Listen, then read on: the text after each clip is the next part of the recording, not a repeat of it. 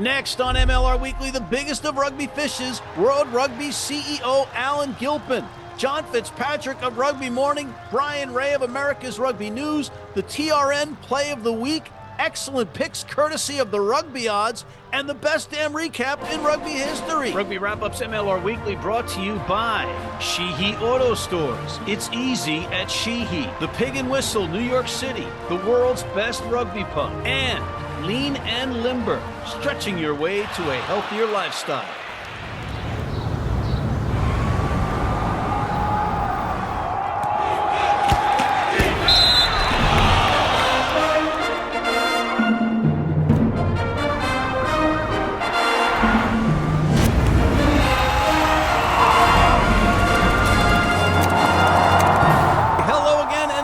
To MLR Weekly as presented by Rugby Wrap-Up. Matt McCarthy in New York City. Thank you for joining us. We have a huge show for you today, really big show, including the CEO of World Rugby, Allan Gilpin. That's right. He's at the Pig and Whistle, the world's best rugby pub. We're going to catch up with him. We also have Mr. Bryan Ray of America's Rugby News. We have John Fitzpatrick of Rugby Morning. But before we get to any of that, we got the best goddamn recap in rugby. Let's get to it. In the Tar Heel State, Anthem Rugby Carolina and Rugby Football Club Los Angeles were going toe-to-toe in the Iffy Team Name Cup.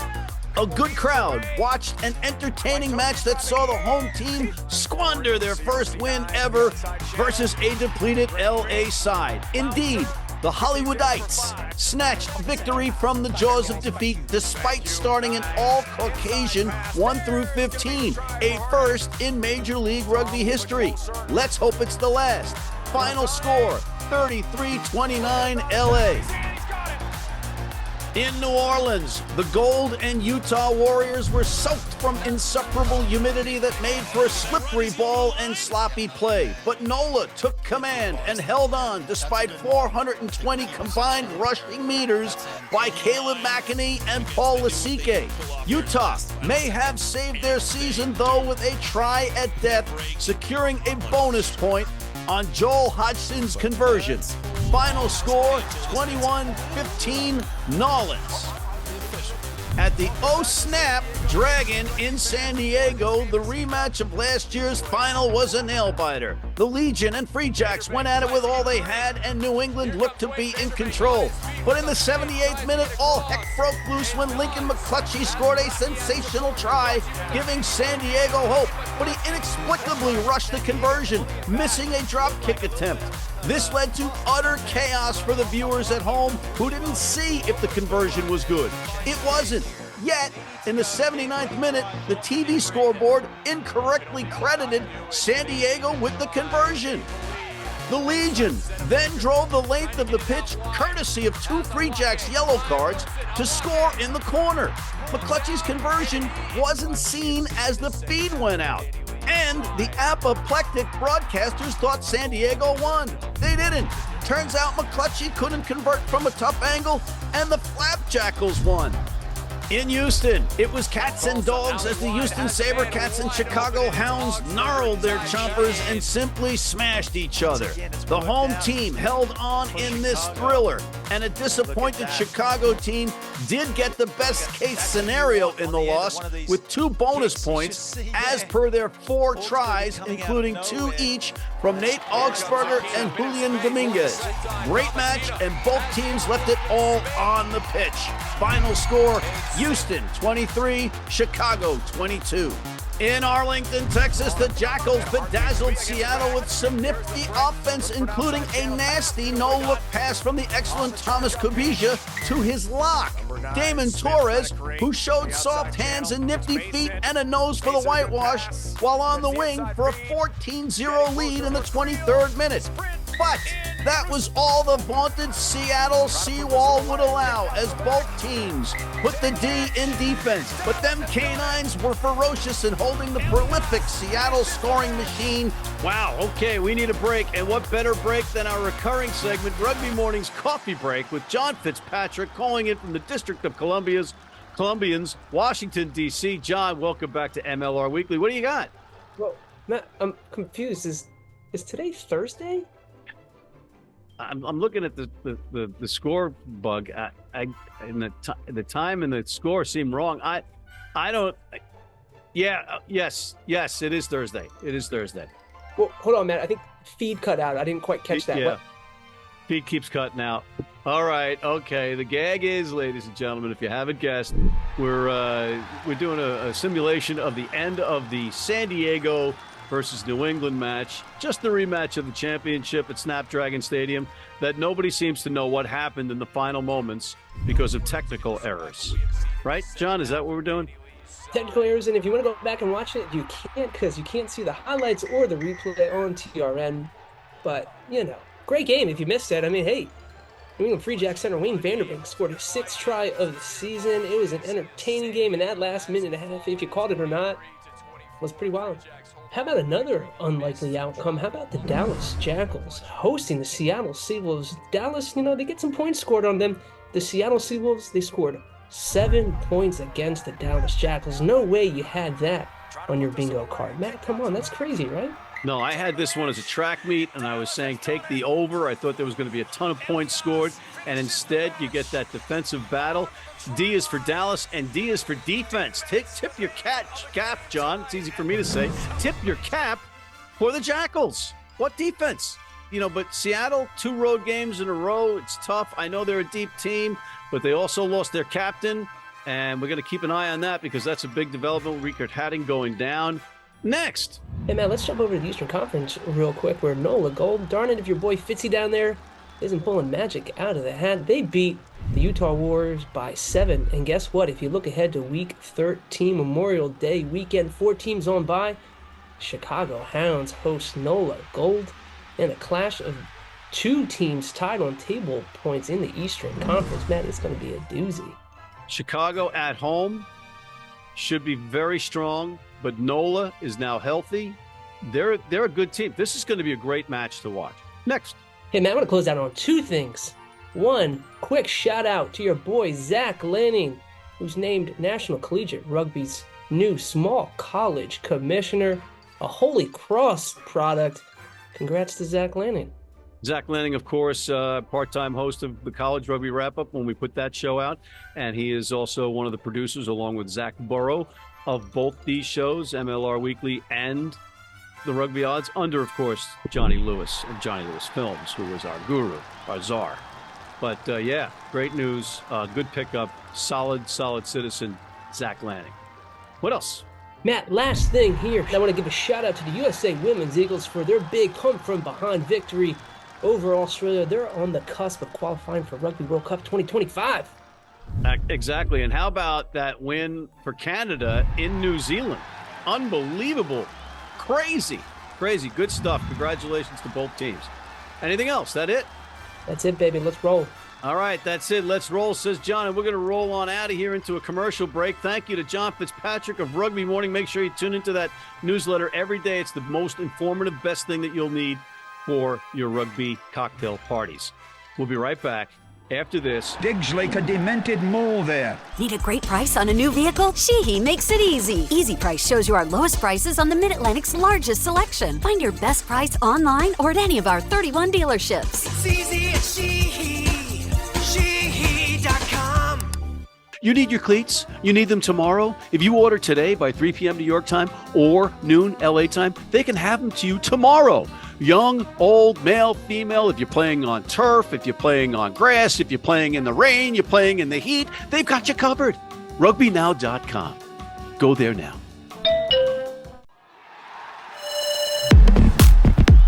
And we are back, and we're excited to be welcoming in our next guest, the CEO of the WRO, World Rugby Organization, or just World Rugby, Mr. Allan Gilpin. Allan, welcome to MLR Weekly. Thanks, Matt. Good to see you. Good to be here. Allan, we appreciate you taking time out from your layover in New York and your quick stop at the Pig and Whistle, the world's best rugby pub. I'm sorry I can't be here. I'm stuck. But anyway, first question for you. Now that you're the owner of Charlotte/Carolina, the Anthem, what's it like being in the MLR ranks? Look, it's been great, Matt. I mean, it's a great project for us. We got a bunch of young, US players playing a lot of game time. It's important for the Eagles in the future. They're going well. We threw it together pretty quickly. So, average squad age of 23. There's a bunch of young guys there, and they're doing well. I think they're making good progress. We saw at the weekend just a 4-point loss for the guys from LA. So, yeah, we're excited about it for the long term. Okay, so what are your expectations for the anthem for the rest of this season and for, say, next year? Look, I think it's about progressing. Scott Lawrence obviously is very involved, so he's watching a lot of young US players. I think it's going to be great from a development perspective. They're getting a lot of minutes, guys that maybe weren't getting those minutes somewhere else in different places. So it's a long-term project. It's not about winning MLR this year or winning MLR in the next couple of years. It's about those guys getting game time, being in a daily training environment together, and just developing as a team. This is about the Eagles for the long term. And listen, the crowd and the community down in Charlotte have really embraced it. There's some great young fans there, and I think it's going to set us up nicely. Do you think the anthem, and again, I'm a little bit confused on whether it's Charlotte or Carolina. There seems to be some conflation there, if you will. Do you think they're going to remain in Charlotte? Yeah, that's definitely the plan, certainly for the foreseeable future. Great facilities down at University of North Carolina. I say great support from the city, great support from the local community. So, yeah, we're really committed to that as a plan, and I think we're going to be there for the long term. Okay, so since World Rugby is helping build this team, the anthem, to benefit USA Rugby's men's Eagles, with direct investment of World Rugby money, what is the expectation of the Eagles in the 2027 Rugby World Cup? Look, firstly, it's all about getting a team that can qualify for 27. So, as you know, we're a 24-team World Cup. We're expanded by 4 more teams for Rugby World Cup in Australia in 27. We need to get the US Eagles qualified for that tournament. That qualification process runs through 2025. I think the core of that young team at the Anthem are going to play a really meaningful role in that qualification process. We've got the Pacific Nations Cup that the US will be in starting this year with Canada, with the US, with Japan, with Fiji, with Tonga, with Samoa. That's going to give them what they need, which is regular, scheduled fixtures.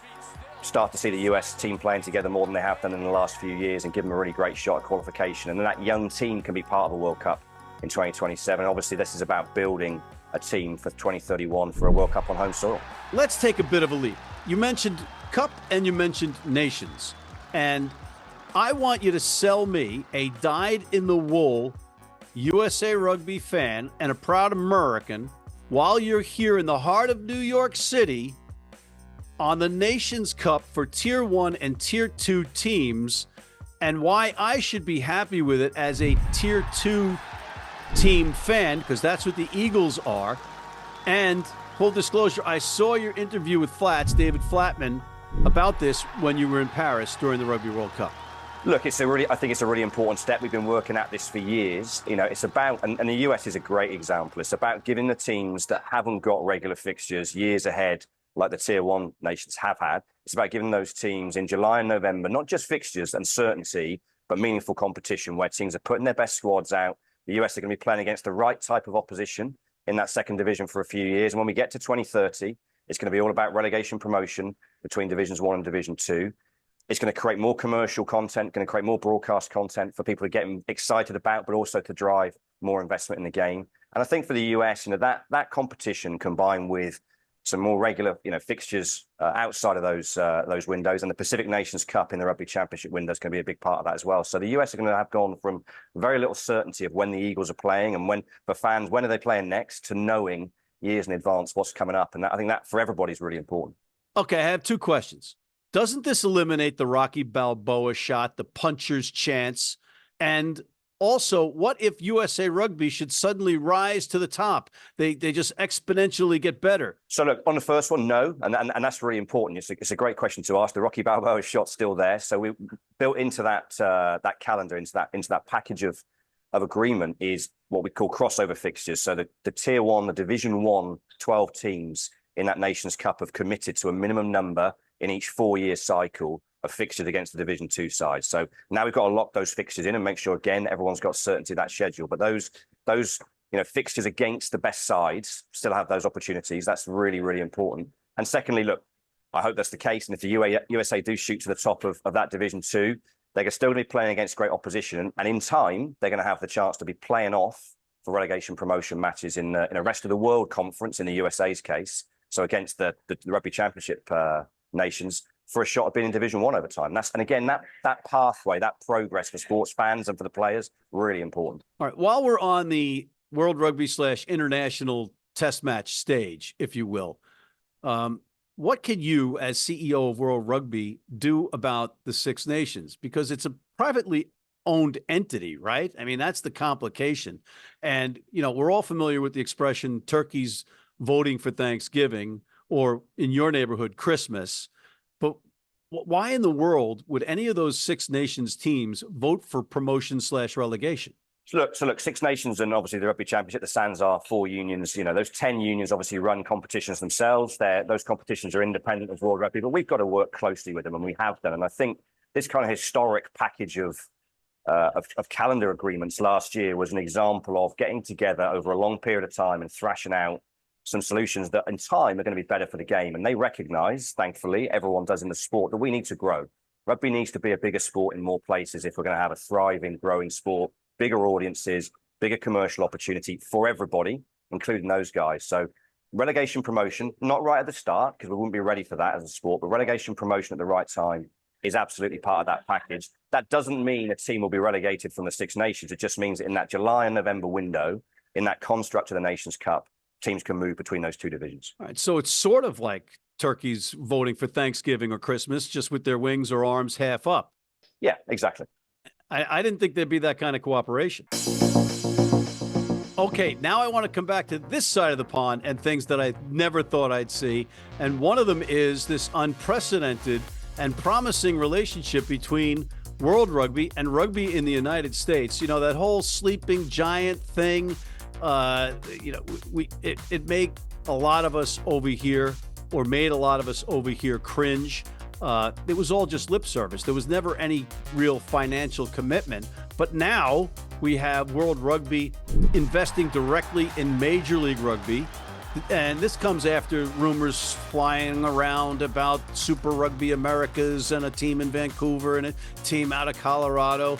And no, here we are. And USA Rugby seems like it's somewhat stable for the first time in my lifetime. These are things I never in my wildest dreams would imagine, and I have pretty wild dreams. How the heck did all of this come about? Look, it's a great question, Matt. We've been working on this for a long time, okay? We've been working with Major League Rugby for a couple of years, exploring the options. We work with the guys in South America on Super Rugby Americas. We're an investor in that competition too. We've got to invest again in the growth of rugby. The US, without doubt, is the most addressable, the most important growth market for the sport in the world. There's, as you know better than anyone, Matt, there's loads of great rugby activity at youth and high school, at college, at professional level, taking place in the US. It's too much of a well-kept secret. We had to pick our moments to come in and invest in the right way. I think this Anthem franchise in MLR, again, is a great opportunity for a young group of players to get some great minutes together, develop for the future. We're going to see some of those players, I think, in the next couple of years be picked up by other MLR franchises, hopefully get great minutes on other teams, mixed with different players. All of that's really important for the national team in the future. That's really important to us in terms of the opportunity. And I think we've already done the hardest part and the bravest part, which is bringing World Cups here, men's in 2031, women's in 2033. That galvanizes people's thinking. That gives everybody in the global game something to work towards. And that's really what we're all about now, is how do we make sure that this next 7-year pathway up to 2031, we are building the sport here, working with you, working with everybody who's making the sport exciting for fans here, reaching bigger audiences. And that's going to take investment. We've got to get everyone behind it. All right. So in that realm, there's that issue of marketing. And I'm going to go back to that interview that you did with David Flatman, back in Paris. And you had mentioned in that World Rugby and rugby was evolving in terms of marketing and working with fans to engage fans. Well, over here, one could argue that we're devolving, that we're going backwards. 7 seasons in. We can't just die on the vine by ignoring the production that we have going out and expecting to capture a smart, savvy American sports fan who is used to great production. We need help over here. What can World Rugby do?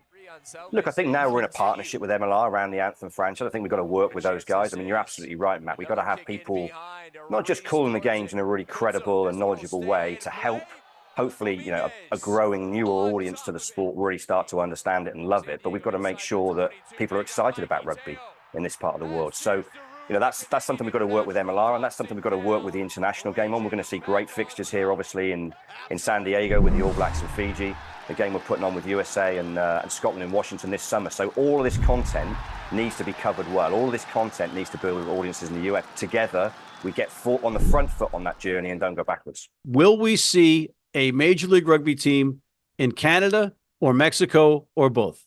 I think it's been discussed. The MLR ownership group obviously are discussing what they do next in terms of expansion. In the last number of years, and you said it yourself, it's season 7, obviously affected by COVID, like every part of our sport and every sport around the world. But the guys are building, I think, more gradually now. And I think Canada and Mexico certainly are areas that we want to see them grow into, and we want to again partner with rugby growing in those territories.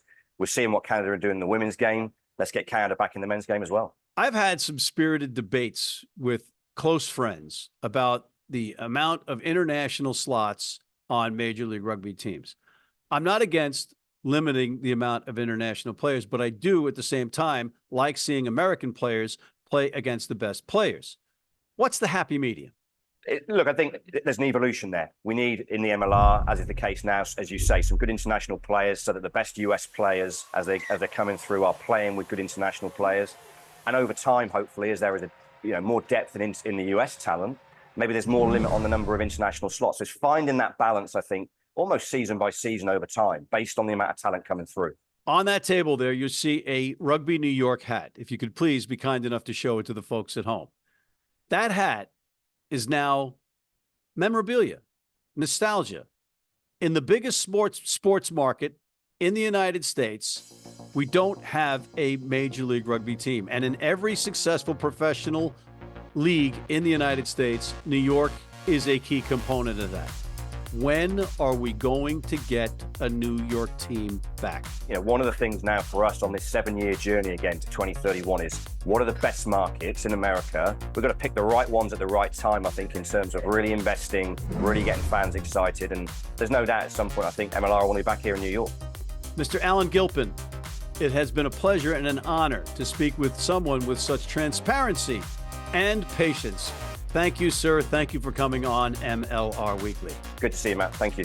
And make sure Cormac McCormack takes care of you there at the Pig and Whistle. Thank you. And now your Major League Rugby Play of the Week brought to you by the Rugby Network.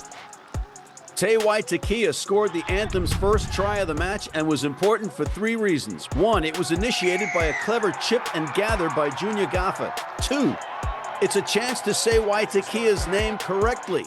It's Te Waitakia, not T Waitokia. And 3, our featured guest, Allan Gilpin, CEO of World Rugby, was in attendance. Utah's Paul Lasike cut Nola's Reese Bota in half with a ferocious tackle that left Nola's number 10 on the carpet for a while, contemplating a career change.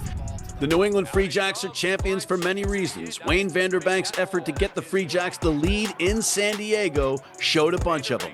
Pure will, pure desire, and a lethal stiff arm to batter his way in for a key try. And the Rugby Network Play of the Week is Wayne Vanderbank's try versus San Diego in the 48th minute to get New England the lead for his injury-riddled team on the road in a logic-defying win.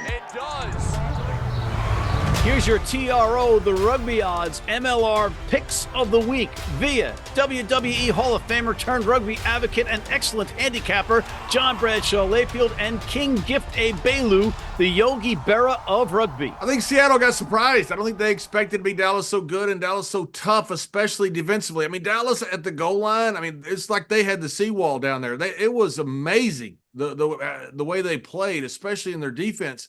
I think Seattle was shocked, and they're back at home, and they got D.C. traveling across the country. I think they're a better team than D.C., and I think they put it on them after losing this week. So give me Seattle minus the 6 points. New Orleans, Chicago at home. I look at New Orleans to be able to pick up after the Utah game because I feel like that is one of those monumental games where you set your standard. Chicago's going to come as tough as ever, but I do feel like New Orleans is covered a spread on this one and get the win. Minus 3 points is just, in my opinion, too much for a game like this one.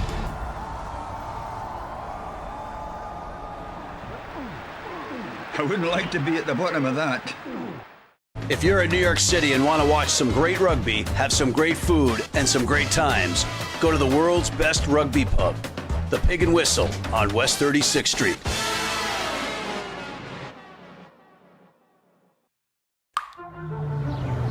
This is the Rugby Odds, where an unlikely pundit panel of a wordsmith, a WWE legend, a rugby star, and a supermodel scour the globe, seeking best bets and bad behavior. Are you not entertained?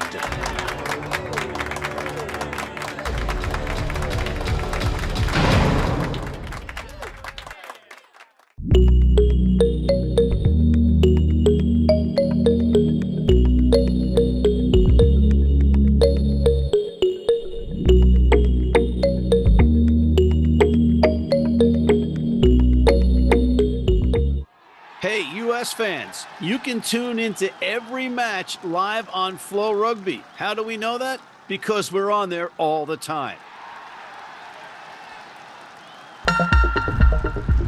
And we are back, and we're welcoming in once again Mr. Bryan Ray, his expertise from America's Rugby News and Ray's Rugby.